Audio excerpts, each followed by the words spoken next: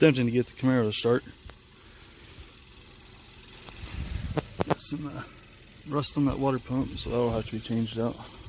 I'll go to the aluminum one. New carburetor on there. She's primed up. Had the Kia trying to give it some a chance here to start up.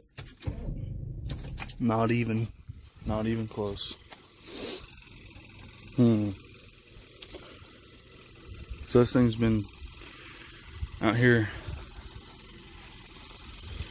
to jump this thing off for probably 15-20. But the battery, that there, this battery didn't even have enough power in it to even turn the little bulbs on under the dash on the Camaro. So still got to hook up the power steering pump. It fell. It can't just sit up here, but I'll just leave it hanging there. It's probably junk anyways.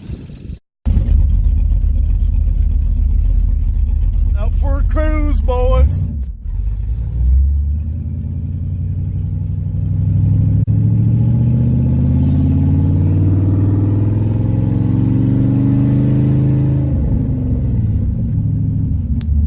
Oh, no power steering. Oh god. So didn't do a video on it after I had gotten it started. It took me a while. I had actually still the battery off my other Camaro to start it. But here is the fans, fan shroud, radiator, and wiring, and brackets and everything for the 83 project. So I bought the radiator off a buddy. The only complaint I have with it is it has a plastic petcock. Now I did look at my 97 Camaro, and it has a similar radiator. It also has this, and I haven't had any issues out of it. So I'm going to put some lube on the O-ring, and I'll run it for now. But I'm actually going to check to see if I've got a plug for that first. Something that's metal. But yeah, I've got to clean my bench area up because it's not big enough with everything sitting on it for this to be used on. And I'm going to cut up in the cardboard box, lay it down on there, because I don't want to get any of this stuff dirty. And then we'll just start working on getting the fans mounted, and then we'll worry about getting them wired. So all I gotta do is plug and play. Alright, here's the fan shroud, and the fans are in here. They're oriented the way I want them to be, the wiring going down. And all I gotta do is attach these little things right here, and then wherever all they do is slide in, and then we'll mark these holes. We'll drill them out. I have the wiring and everything here as well for these, and hopefully in this video we will sort all this stuff out as well. Had to do some rearranging, like I said.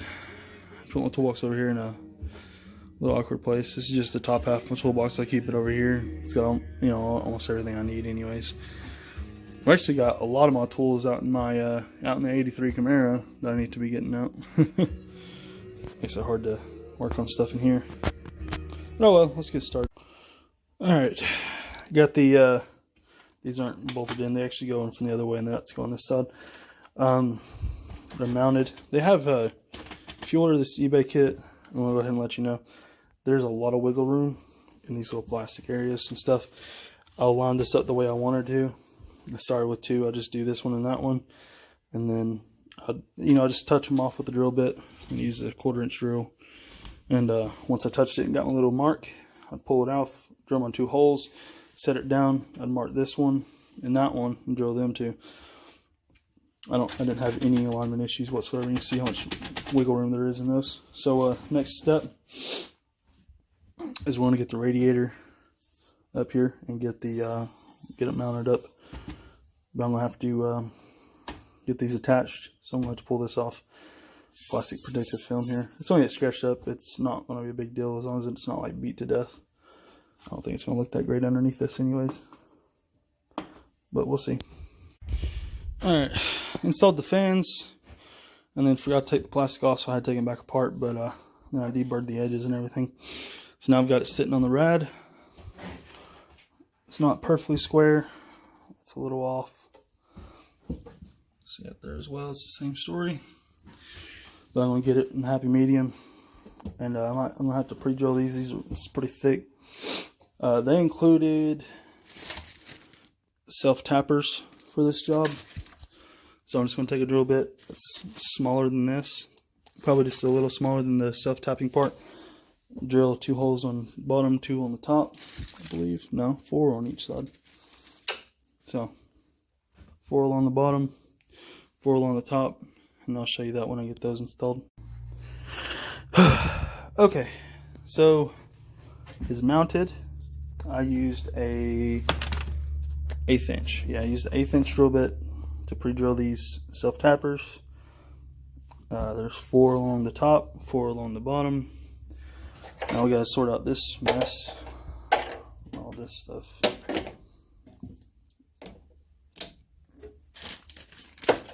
All the wiring for it, so let's get started with that. Okay, this wiring thing is fun. So the paperwork tells you the amperage of each fan, so each one of these is 12. So it's 24, so I have a 30 in here.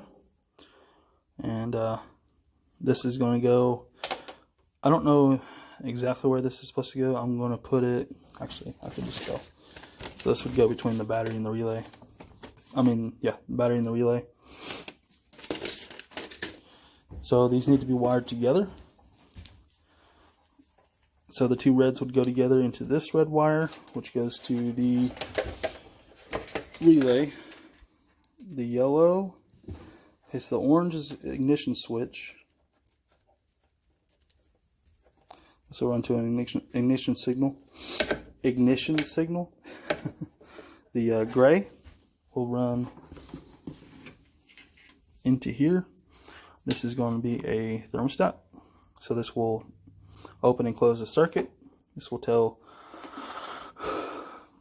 So basically this is a power wire for the relay. So you could run this to a switch, or you can run it to a thermostat like I'm going to do. I'm going to use this. This come with the kit. The reason why I'm going to do that is so I don't forget to turn the fans on. So this is going to go in to that, and this is going to go into the intake. If you have a Edelbrock AVS2, not AVS2.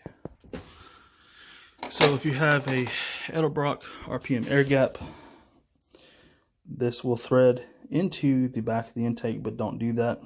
There is not enough coolant flowing through there. I tried this before with tried that with a temperature sensor in the back, and I never did get a temperature reading on my gauge. So do not run this to the back of the intake. Run this in to if you're using an old style thermostat housing, you could throw this into that. And I'll show you the thermostat housing I'm talking about. Chair makes a bunch of noise. So if you have one of these thermostat housings, you could just throw it into there, like that temperature sensor is. I'm actually going to be going to one of these, and this is smaller. This actually should be the same size as the upper, and it is. So this is the upper, this is thermostat housing, and underneath that I will be running this block. And what this block is going to do is give 2 water passages to the back of the intake. Thermostat will sit right there. So if you're thinking about doing this to your 3rd gen or whatever kind of car you have, it don't really matter. This is very simple setup. It doesn't look very simple, but it really is. Follow these instructions like you would the Bible. This is very important to where all these go. And once you get all this stuff wired up properly, this should be easy peasy. So I'm going to be doing, these grounds are going to go to a single ground on the body. And the hot, like I said, will run to this hot wire. Don't follow me on this stuff, just follow your paper. Very important to follow that. So now I'm going to hopefully find a plug to replace this. I said earlier in the video I was saying about just using this. I'm actually going to go ahead and replace this with a legitimate plug. There we go. Just got to seal it, tighten it down, and then that'll be plugged off.